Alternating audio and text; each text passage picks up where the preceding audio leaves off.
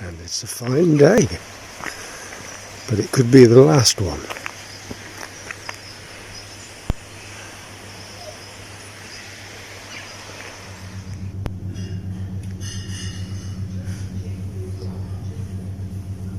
So, start of the day. I haven't got my thumb in front of the camera. Looks very nice and green, doesn't it? Very countrified, idyllic.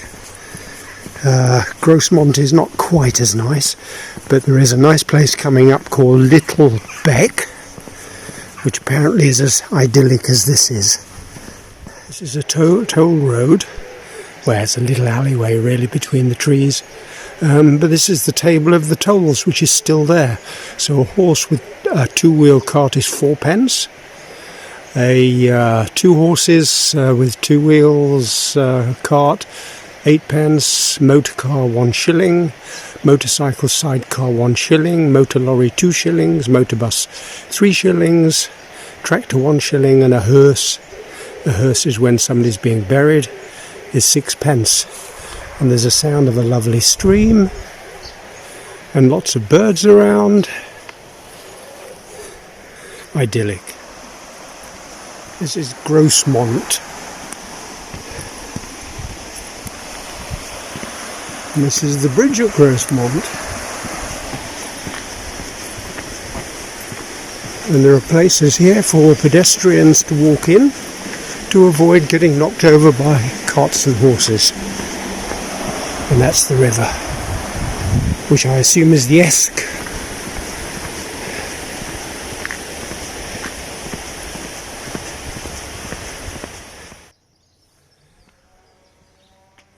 So this is Grosmont train station. I don't know if there's a chuffer train, a steam train.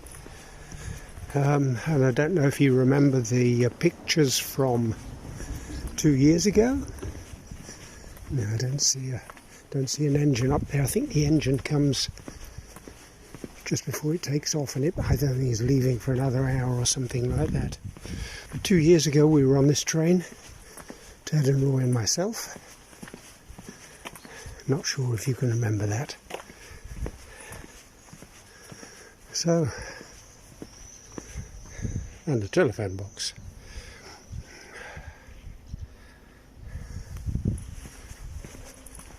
First class.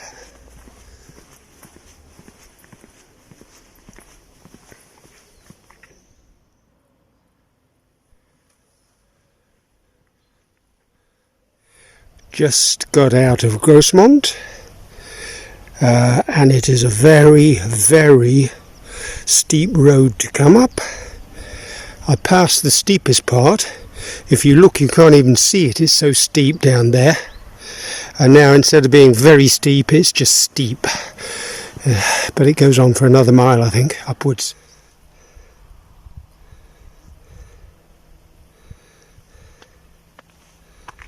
And there's the North Sea. Can you see it? It's probably not coming out very distinctly on the video. So I think I've reached the plateau at the top. That was a long, steep climb, not the thing that you want to encounter first thing in the morning when you're starting. Don't know if you can see, but there's a road up there, and that's even busier than this blinking road with its cars on a Sunday morning. There's the North Sea, lovely, and over there somewhere is Sweden, Norway and Denmark, and beyond that Finland. So I think from this point it gets easier. Let's see. And it's still fairly cool.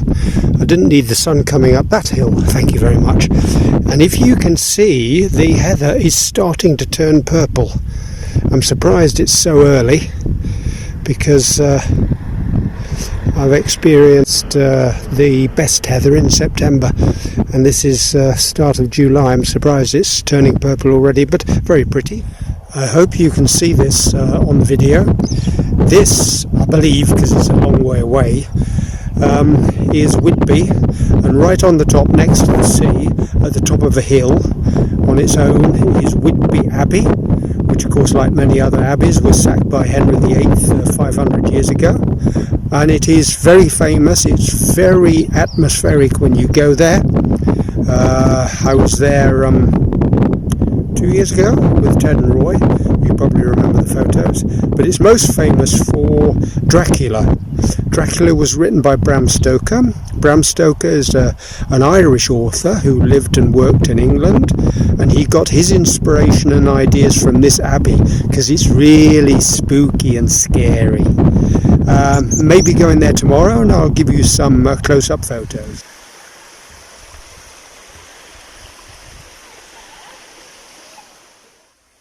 So this is the end of the trail through the Magic Woods and next to the stream. Was rather nice, wasn't it? But rather crowded.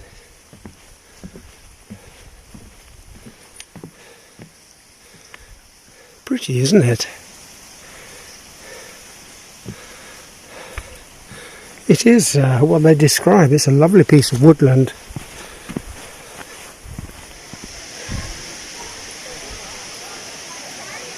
This apparently is the tea house, the tea garden, and there is a massive queue. So I do not think I'll be stopping here. I think I really want to get beyond this. Little bridge, pool, and the waterfalls round the corner. Nice little woodland path. This is Littlebeck Wood.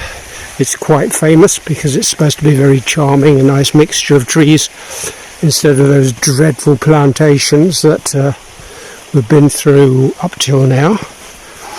Yeah, this is rather nice, and it's easy going as well, and the difficult parts have a bridge over them. Somebody's kindly placed there through the trees. A 20-metre waterfall, and down at the bottom, shrieking kids, enjoying getting their feet wet. Water must be blinking cold though. And there's a little tea garden here. I think it's rather fun. I don't think I'll probably not be stopping here. And then these magical woods.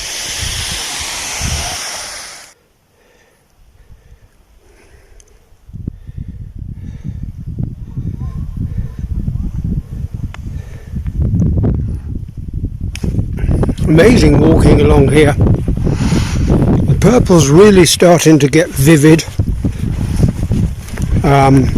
This is a remote footpath, there's nobody else on this path. There's also very, very wet in places, boggy.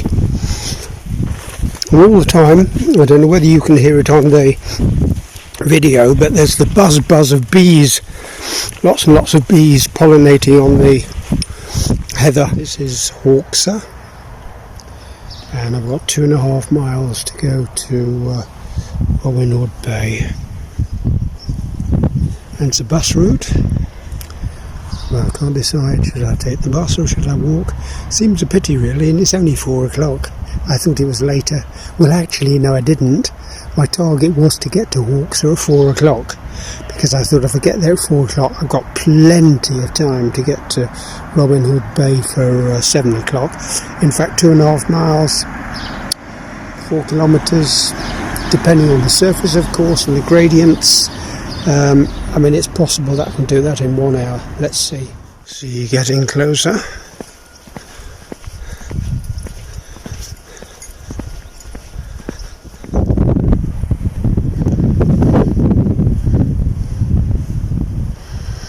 I don't know whether it's going to be possible to socially distance on this path, but we'll see. Wildflower Meadow, Greater Stitchwort, Early Purple Orchid, Yellow Rattle, Harebell, Bird's Foot Trefoil, Red Campion, Rough Hawkbit, and there's the sea.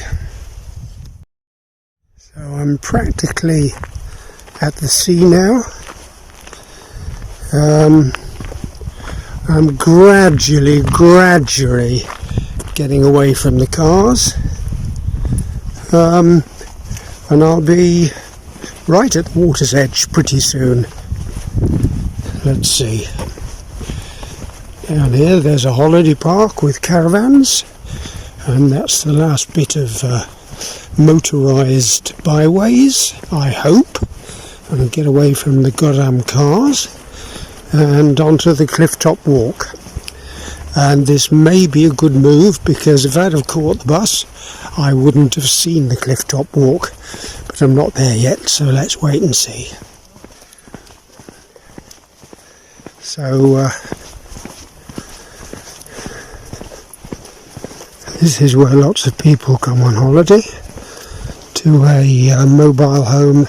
Well, I guess they're mobile homes. I think they've had their wheels taken off, but I think originally they were mobile, in a holiday park. Some pretty classy cars here. So I guess these are all treated as second homes, I don't know. But a question to you, would you like to spend your holiday in somewhere like this? Honestly. It is. It's a very little place. And I think the last building on the left is the hotel where I'm staying. Farms behind, and over here that bridge, I believe there was a railway that went all the way to Whitby, and that's one of its bridges.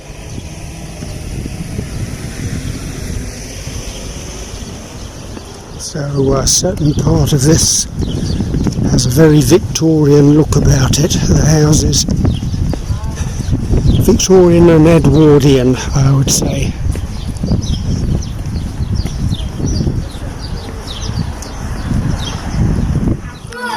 It's a bit steep for going into this village. My goodness me, look at this.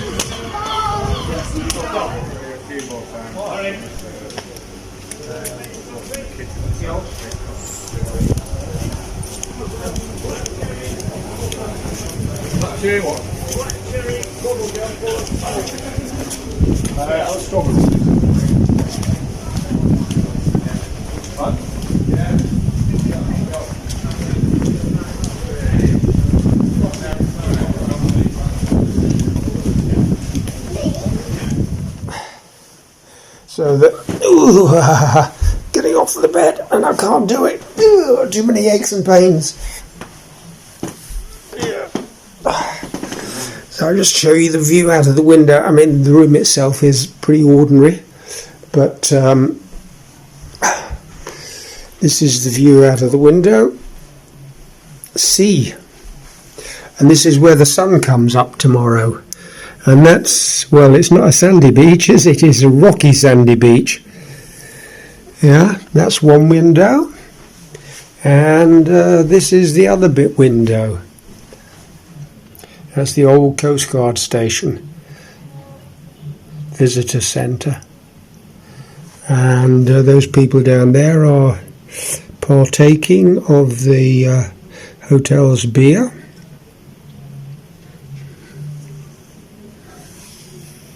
Even an ice cream van on the sands.